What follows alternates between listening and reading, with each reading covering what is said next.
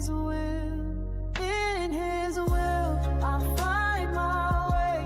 Night turns to dawn, He lights my day.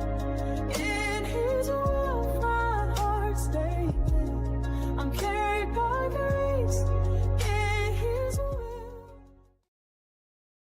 Hello, everyone. Thank you for joining me again on In His Will. We're going to continue in our little reading of the wonderful book, Son of My Will. And many of you have been following along, and I know this has been a slow go, but it's been so worth it. This is such a wonderful, wonderful book. And to back up a little bit, just to let you give you a little reminder of where we are, we've gone through this much of the book here, and we've covered Louisa's experiences coming into the divine will, her relationship, particularly with her confessors, who have been so important, and particularly her relationship with uh, Saint Hannibal de Francia. And Saint Hannibal has, at this point in the book, he has died, and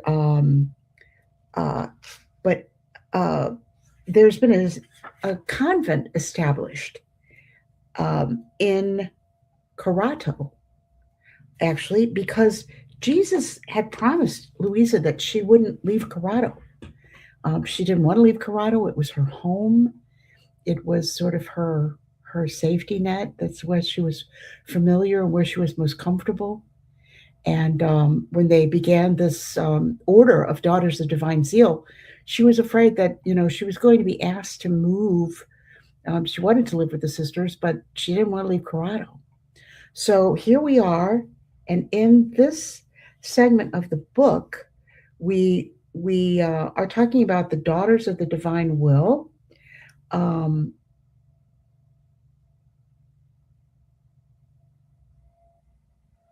How it came to be in Corrado. So I'm going to start there. It's at the top of page 127. We may have covered this a little bit in the last episode, but I like to always back up a little bit and recount so we can catch up where we are.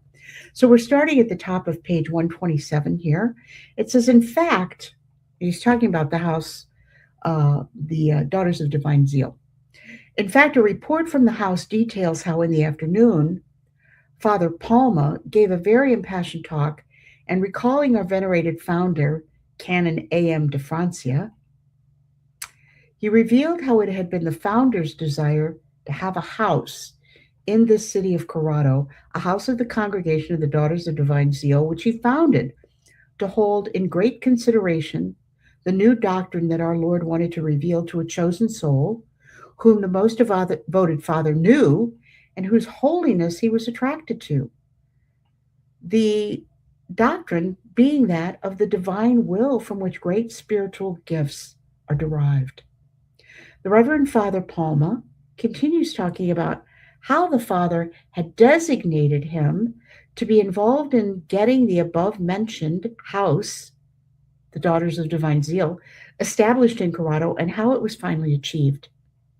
He talked about the special purpose to which the poor Daughters of Divine Zeal are committed, and that is to make the heavenly doctrine from above through their lowliness, either by word or example, or whichever way it may be, to make it be known, to live this doctrine of the divine will.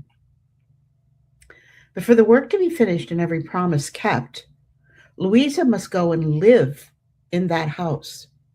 So at around 8 o'clock that evening, the new Mother General of the Daughters of Divine Zeal, Mother M. Cristina Figuera, goes by car to Louisa and offers her once again the late founder's invitation.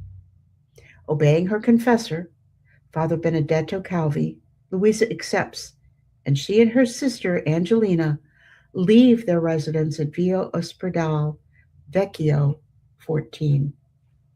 They're home for many years. And so Louisa goes to live in the convent, the Daughters of Divine Zeal, with her dear sister, Angelina. We must remember Angelina in our prayers. her dear sister, who cared for her, never married, never had a vocation other than caring for her sainted sister, Louisa. At the convent, she's given a room adjacent to the chapel, facing the altar from where she can follow the Mass and see the tabernacle very clearly. Angelina is given a small room behind the sacristy. So, where Louise's room is, that she's given a room right next to the chapel, facing the altar, and she can see the Mass and see the tabernacle very clearly from her bed. Remember, Louisa is bedridden. She didn't get up and walk to the Daughters of Divine Zeal. She didn't get up and walk after she got to the Daughters of Divine Zeal. She was still bedridden. And so the Mass was placed before her right out the doorway of her room. Communion was brought to her, and she continued on with her life as the little daughter of the divine will. Louisa takes part in all the moments of prayer with the sisters, and most of all, she is in the perpetual company of Jesus in the sacrament. So she could see the tabernacle from her bed. She could see it very clearly. And so she was constantly in the presence of Jesus, with Jesus, talking to Jesus. Can you imagine the conversations that went on in that little room? She describes the move by saying that her confessor came to her, but not at his usual hour, to have her comply out of obedience, that is, to give in to the Reverend Mother Superior's request and make her happy by moving into the new Antonian Institute. Louisa tries to stall and resist a bit, recalling that she had thought any move, and only if the Lord wanted it, would happen in April when it was warmer. Therefore, it would be something discussed at that point in time. Now, however, she has to give in to her confessor's insistence. So around 9:30 at night, they accompany her to the house of the divine will and get her situated in the little room that had been prepared for her. It was not her desire to go at that time. She wanted to go when it was a little warmer, it was a little easier, a little nicer. But in complete obedience to her confessor, whom Jesus had told her, if I tell you one thing and your confessor tells you another, obey your confessor. Our confessors are so important. They're given to us by God to lead us, to guide us, to train us, to help us. And he made that so evident in the way that he handled Louisa and her confessors, of which there were many in her lifetime. Mother Cecilia, the superior, and another 4 sisters go to the house in Corrado, and in addition, 9 orphans also relocate there from the house in Trani. On the evening of her arrival, the Mother General introduces all of the sisters to Louisa, who, according to the house records, does not miss the opportunity to speak to each one about the divine will and how to adhere to it and habitually live in it, carrying out the responsibilities assigned to them out of obedience. So, twofold things were going on in this house of the Daughters of the Divine Will. Remember that Hannibal de Francia had founded orphanages across Italy for orphan children, of which there were many. You have to remember that this was a very volatile time. I apologize for the noise in the background. I'm not sure what that is. I've got workers out there.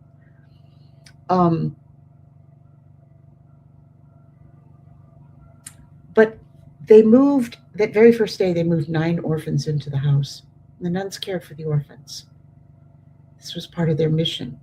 But Louisa wanted to make sure, and she spoke to each one of the sisters, talked to them about the importance of the divine will, so that would not be forgotten or lost in the shuffle.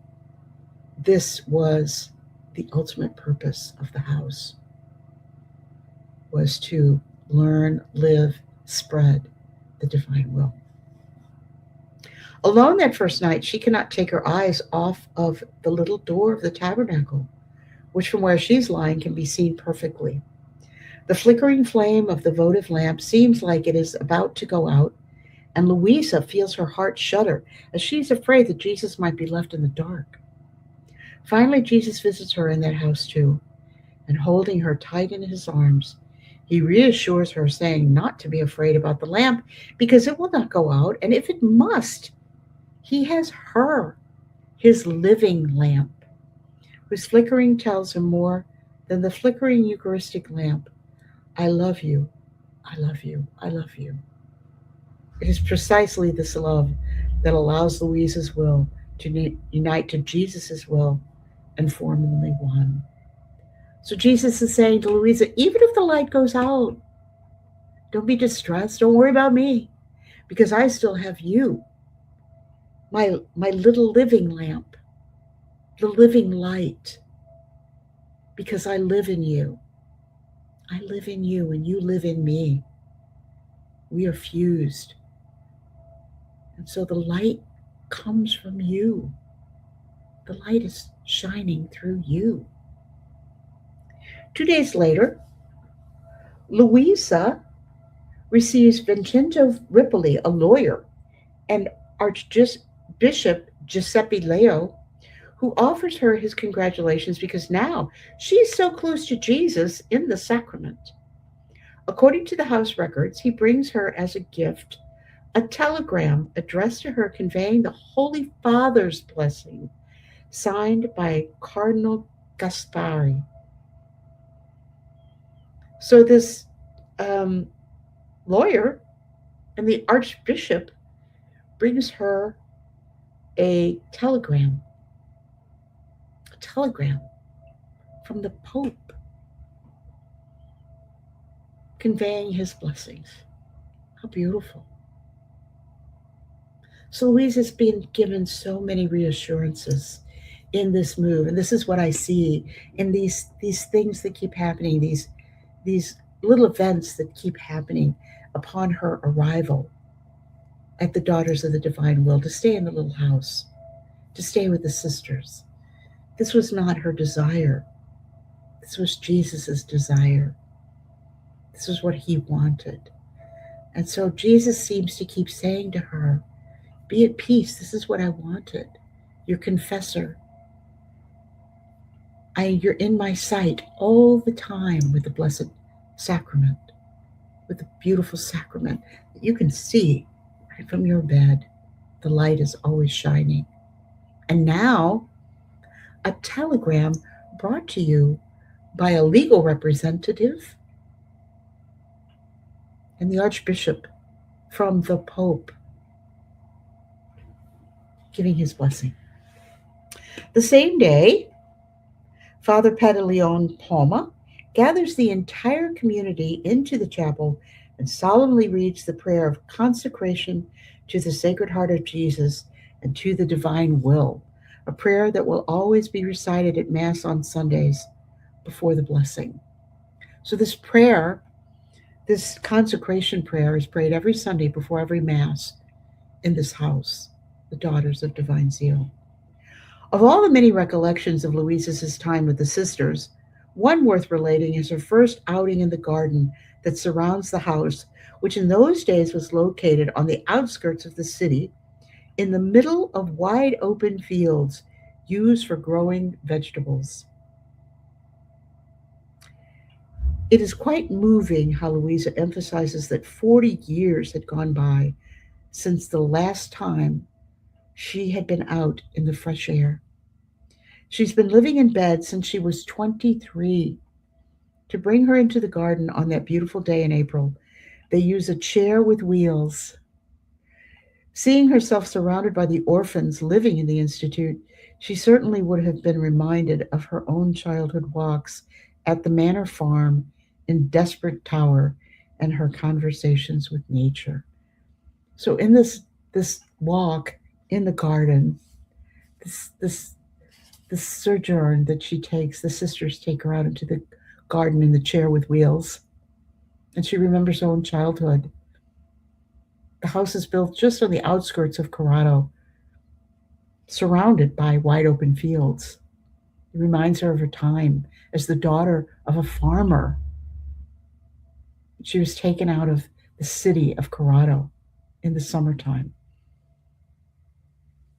taken out to the fields, taken out to the farming area that her family had to raise their crops and make their living. And if you'll recall, when we read back on those times, it's difficult for Louisa because they couldn't go to Mass. There was no church there. There was no opportunity for Mass. It was work. It was all work and rest. Although they prayed, she certainly lived with Jesus every day. And she recalls her conversations with nature. Certainly, this was a time when the rounds were being cultivated inside of Louisa's soul in preparation for what was to come. Remember, God is always preparing us. All of our lives, He's preparing us for this journey that we're to take in living in the divine will. And it was certainly so with Louisa. She's our example. She's our leader, our person, the person we look to, the person who's our example of how Jesus forms us all of our lives in the divine will, whether we realize it or not. Even before we know that the divine will exists, we're being formed. And she was being formed in nature. And so there she is out in the fields with the little children, the orphans, in nature, enjoying the fresh air. Imagine the rounds that she prayed that day. Heading outside, she immediately feels bombarded by the sun's rays, which seem like they want to be the first to greet her with their kiss of light.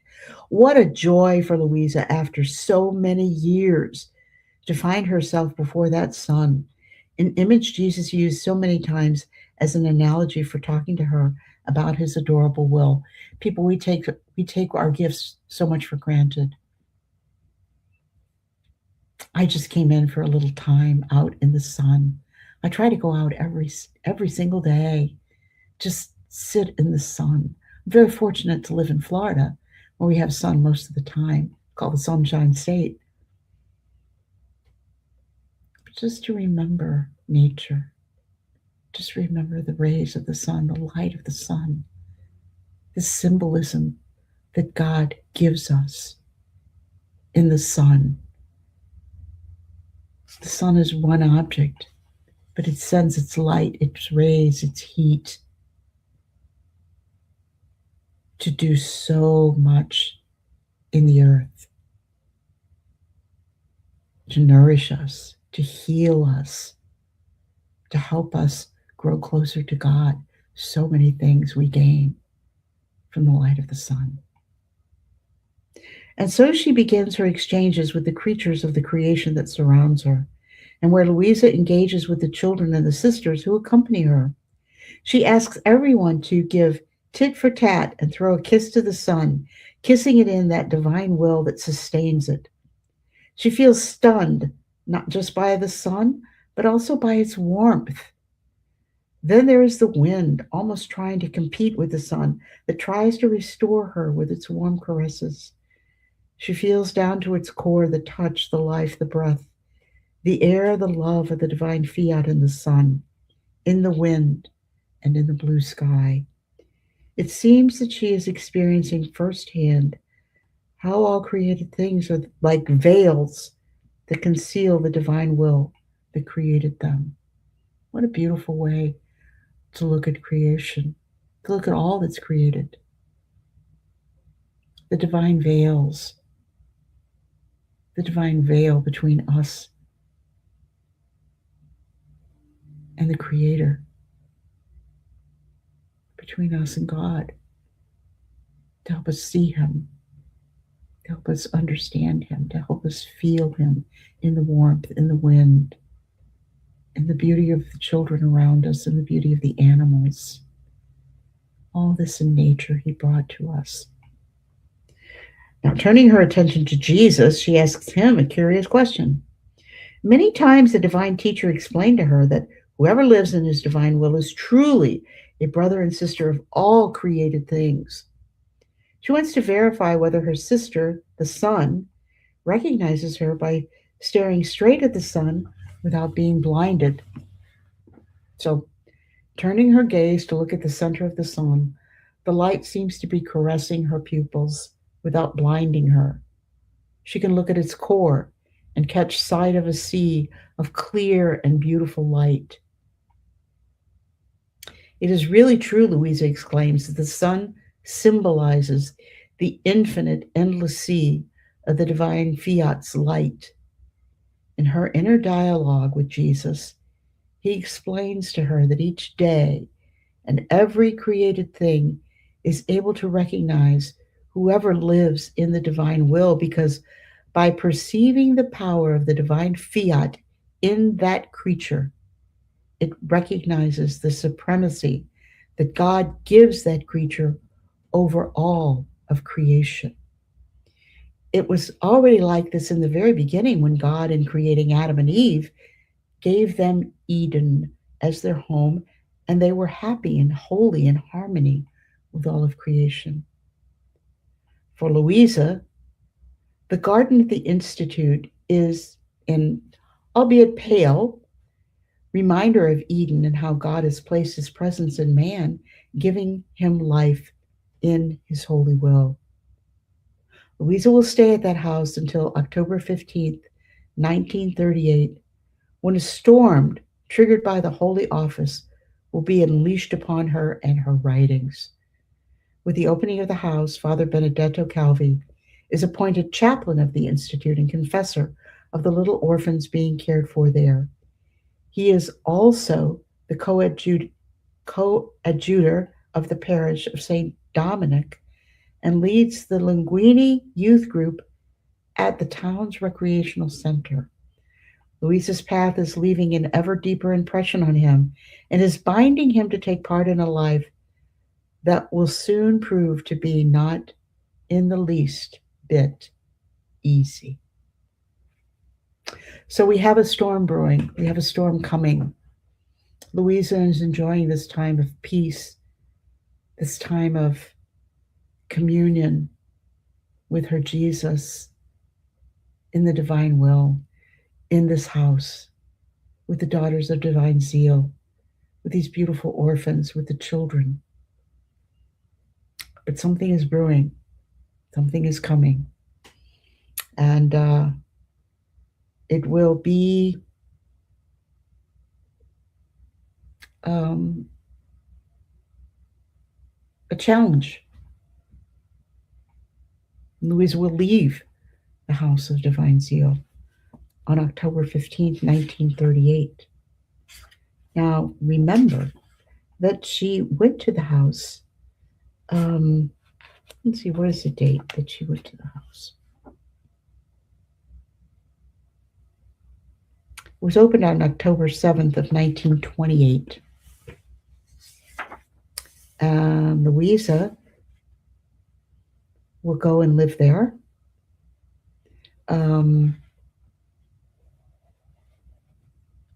can't find the exact date now. But 10 years after the house opened, things will break loose and there'll be challenges. So that will be chapter 10 on Louisa's writings in the new publication that will come out of Louisa's writings.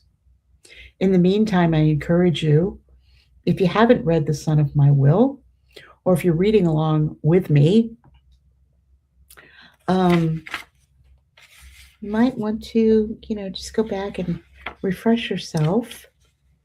But this is a very important time because, and here is, I'll try to show this here, if I can, this picture. And you see Louisa with the sisters in her chair with wheels. as she moves into the house of the Daughters of Design Zeal in Carato. Next to that is a picture of Louisa with the sisters when she has died. And she is at her home in Via Maddalena 20. And this is with her sister, Angelina. Angelina is on the left, and Miss Rosario Bucci is on the right. They're sitting with Louisa after her death. Louisa lays in her bed. Underneath that picture, you'll see a picture here of the coffin, and a special coffin had to be made for Louisa. Another one of the peculiarities of Louisa's life. She had to have a special coffin made because she had sat up for so long. When she died, she was sitting up and they couldn't move her. She sort of went into that kind of state that she had been in where she was like a statue made of stone. And so they had to build a special coffin. And so they did, as they took her to rest at the city's main church. And of course, you can go and visit that tomb in Corrado today. Pray at the tomb of Louisa. There will be a pilgrimage coming up to Corrado in April of this year for another anniversary of Louisa's birth. And so if you'd like more information about that pilgrimage, I will give you the people to contact in the description. If you're interested, just email me, and I'll make sure that you get that information about the pilgrimage to Corrado. So, thank you for watching. I hope you're continuing to follow along in this beautiful book, The Son of My Will, the life of Louisa Piccarreta. So, until next time, remember to always stay in His will. God bless. Bye-bye. In His will.